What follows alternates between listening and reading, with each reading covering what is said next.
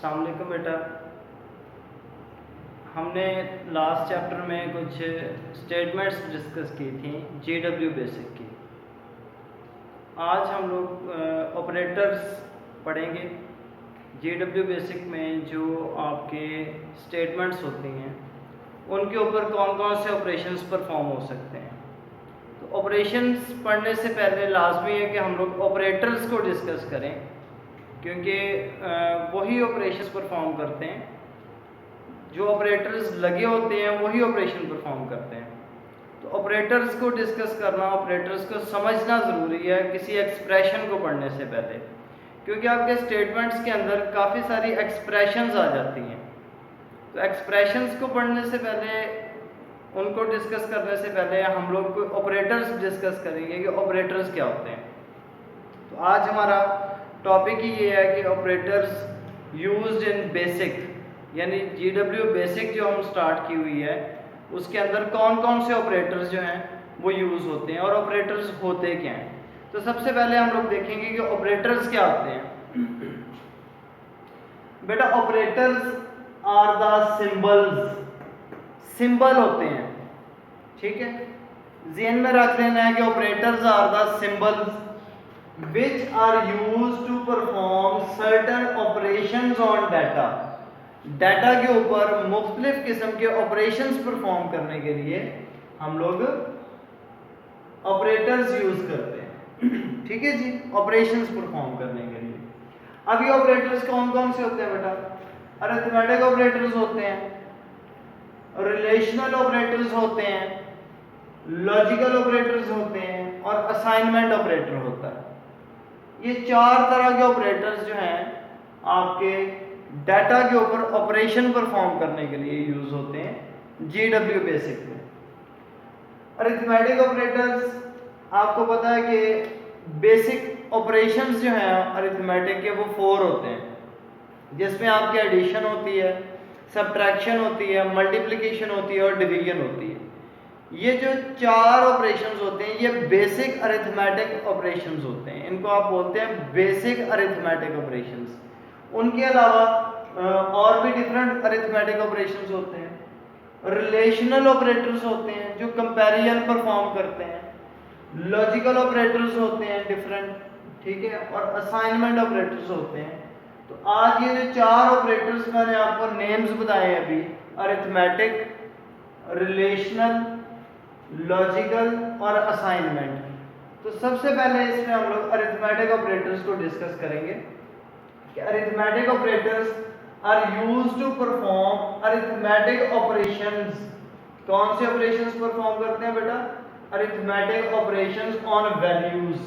अब ये वैल्यूज कौन सी होती हैं? ये नंबर्स होते हैं कि नंबर्स के ऊपर अरिथमेटिक ऑपरेशंस परफॉर्म करते हैं। मैंने आपको भी बताया कि अरिथमेटिक ऑपरेशंस कौन से हैं, 4 बेसिक हैं, इसके अलावा और भी हैं। बेसिक के अंदर एडिशन है, सब्ट्रैक्शन है, मल्टीप्लिकेशन है और डिवीजन है, ठीक है। तो ये आपके डाटा के ऊपर, आपकी वैल्यूज के ऊपर, यानी वैल्यूज से मुराद क्या है? नंबर्स के ऊपर आपके मुख्तलिफ ऑपरेशंस परफॉर्म करते हैं अरिथमेटिक ऑपरेटर्स, ठीक है जी। अब इन ऑपरेशंस के अंदर क्या क्या ऑपरेशंस ये परफॉर्म करते हैं? ये एडिशन परफॉर्म करते हैं, सब्ट्रैक्शन करते हैं, मल्टीप्लिकेशन, डिवीजन होती है। ये तो हो गया आपके 4 बेसिक ऑपरेशंस, ठीक है।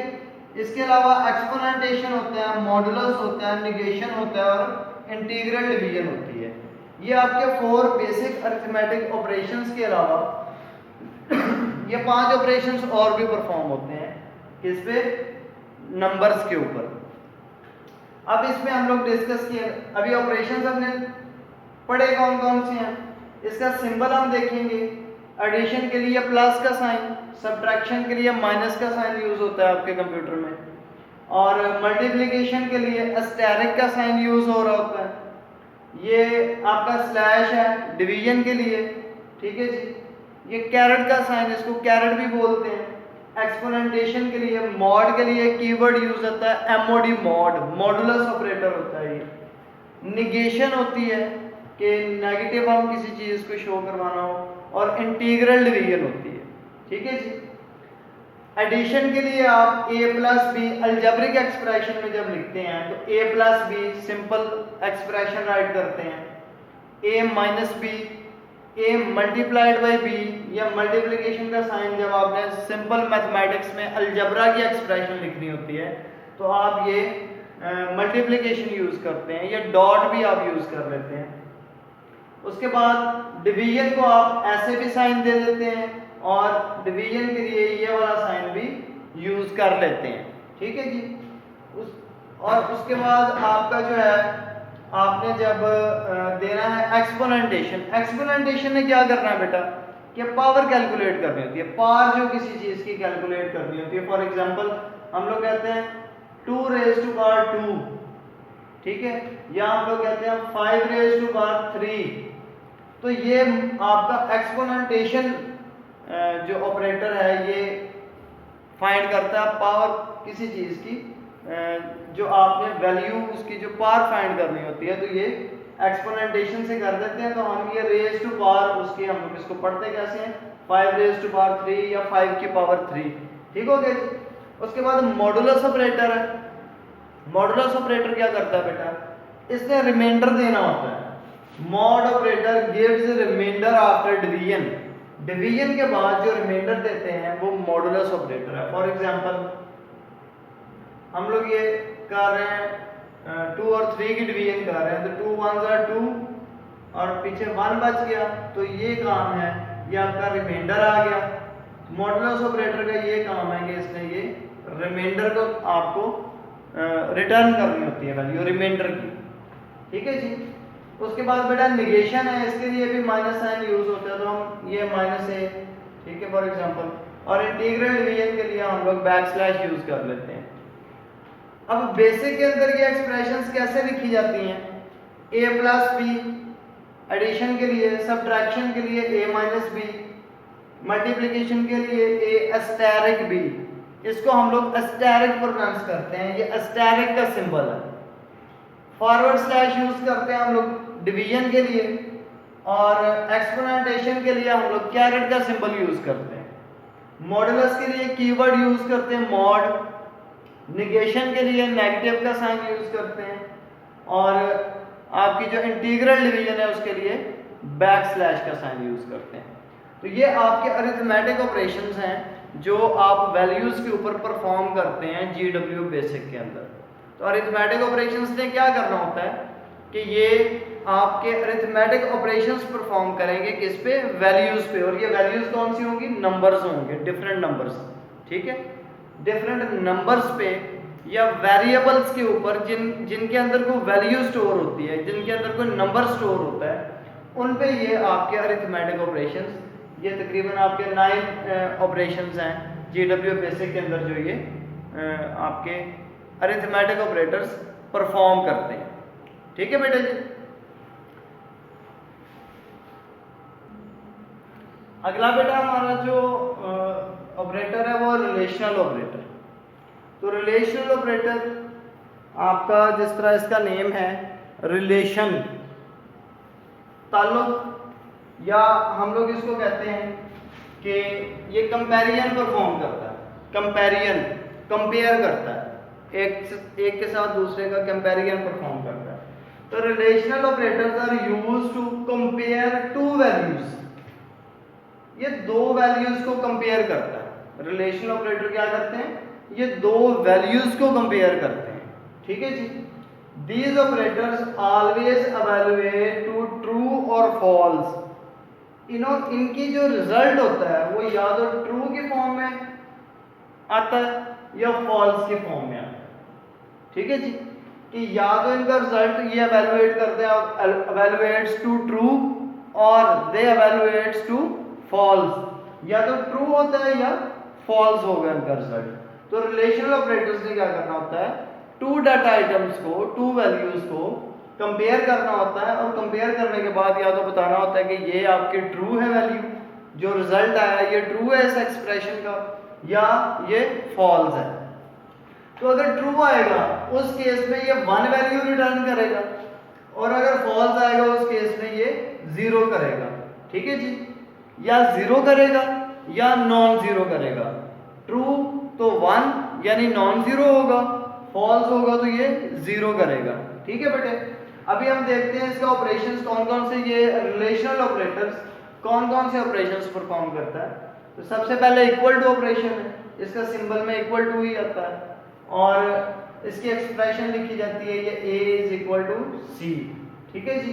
अच्छा, अब ये देखें यहाँ पे इन्होंने कुछ, हम यहाँ पे वैल्यूज सपोज कर लेते हैं कि हमारी जो है वो a की वैल्यू 1 2 3 है, b की वैल्यू जो है वो 2 1 5 है और c की वैल्यू जो है वो आपकी 1 2 3 ही है। ठीक है जी, हमने ये 3 वैल्यूज सपोज कर ली कि a की वैल्यू 1 2 3 है, b की वैल्यू 2 1 5 है और c की वैल्यू 1 2 3। अब इन वैल्यूज को देख के आपने देखना है कि a इज इक्वल टू सी, तो a इज इक्वल टू सी, तो इसका मतलब ये ट्रू है, तो नॉन जीरो। नॉन जीरो का क्या मतलब है कि ये आपकी वैल्यू जो है 1 रिटर्न करेगा।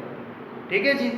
उसके बाद लेस देन, ये लेस देन, ठीक है, ये मुझे भी समझ नहीं आती होती थी कि लेस देन और ग्रेटर देन वाला क्या चक्कर है। तो लेफ्ट हैंड वाला ऐसे करके देखें तो लेस देन है, ये वाला ग्रेटर देन है। ठीक है जी। तो लेस देन जो है b is less then a। अब देखिए b is less then a, तो b तो a से कम नहीं है ना, छोटा नहीं है, तो इसका मतलब है कि इसने ये फॉल्स वैल्यू रिटर्न की, तो फॉल्स जो वैल्यू होती है वो क्या होगी, उसकी 0 वैल्यू आ गई। ठीक है जी। उसके बाद है greater than, a is greater than b, तो a b से बड़ा नहीं है, तो ये भी फॉल्स है, तो ये आपकी वैल्यू 0 रिटर्न करेगा। ठीक हो गया जी। उसके बाद है जी लेस देन और इक्वल टू, ये देखिए लेस देन और इक्वल टू इकट्ठा सिंबल इसका यूज करेंगे। आमतौर पे हम मैथमेटिक्स में ये वाला सिंबल यूज करते हैं, ठीक है, लेकिन कंप्यूटर में हमने ये लेस देन और इक्वल टू का ये ऑपरेटर यूज करना है, सिंबल यूज करना है। तो a इज लेस देन और equal to b, a is less than या तो लेस देन है या इक्वल टू है, इन दोनों में से अगर कोई भी कंडीशन ट्रू हो जाती है तो ये वैल्यू आपकी नॉन जीरो रिटर्न करेगा। तो आप देखिए a इज लेस देन और इक्वल टू b, a जो है वो लेस देन है b से, तो ये वाली कंडीशन ट्रू हो गई इसकी, तो इसने वैल्यू जो है वो नॉन जीरो देनी है, यानी वैल्यू 1 रिटर्न करेगा। ठीक है। उसके बाद है ग्रेटर देन और इक्वल टू, तो b इज ग्रेटर देन और इक्वल टू a। क्या b a से ग्रेटर देन है या इक्वल है, तो b डेफिनेटली a से ग्रेटर देन है, तो ये भी ट्रू होगी आपकी। ये कौन सी वैल्यू रिटर्न करेगा, नॉन जीरो, यानी 1 रिटर्न करेगा।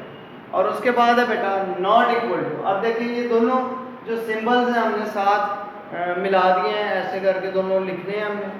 तो ये not equal to, a is not equal to b, a b की इक्वल नहीं है, इसलिए ये भी आपकी एक्सप्रेशन ट्रू हो गई, तो ये भी आपको नॉन जीरो ही रिटर्न करेंगे। ठीक है जी। तो रिलेशनल ऑपरेटर में क्या करना है, रिलेशनल ऑपरेटर्स में आइदर इट एवेलुएट्स टू ट्रू और फॉल्स। कैसे एवेलुएट करेगा, bye comparison of to values, दो वैल्यूज को कंपेयर करेगा और देखेगा उसमें से कि वो दोनों जो हैं उनके कंपैरिजन के बाद क्या रिजल्ट आ रहा है, आइदर जीरो और नॉन जीरो। नॉन जीरो आपका ट्रू की कंडीशन में होगा अगर आपका रिजल्ट, आपकी वैल्यू जो है वो नॉन जीरो 1 होगी ट्रू, और जो जीरो वैल्यू है वो फॉल्स को इंडिकेट करेगा। ठीक है जी। अब ये 0 और 1 का चक्कर क्या है कि कंप्यूटर आपका हमेशा जो है वो दो वैल्यूज के ऊपर ही ऑपरेट करता है, या तो वो 0 होगी या 1 होगी। ठीक है जी। 0 फॉर फॉल्स, 1 फॉर ट्रू। आगे जब हम लोग ये लॉजिकल ऑपरेटर्स पढ़ेंगे तो फिर भी 0 और 1 की हमें ज़रूरत पड़नी है, क्योंकि तब भी जो है ये आपका ऑपरेट करेगा 0 और 1 के साथ ही, इन टू वैल्यूज़ के साथ। ठीक है बेटे, आज ये जो टॉपिक्स थे आपके ऑपरेटर्स के, इसमें हमने दो ऑपरेटर्स डिस्कस किए, एक अरिथमेटिक ऑपरेटर्स और एक रिलेशनल ऑपरेटर्स। इंशाल्लाह अगले लेक्चर में हम लोग जो है वो आपके लॉजिकल ऑपरेटर्स करेंगे डिस्कस, और असाइनमेंट ऑपरेटर को डिस्कस करेंगे। अगर कोई क्वेश्चन या क्यूरीज हो आप कमेंट सेक्शन में मेरे से पूछ सकते हैं। तो अगले लेक्चर तक के लिए फिर अपना ख्याल रखिएगा। अल्लाह हाफ़िज़।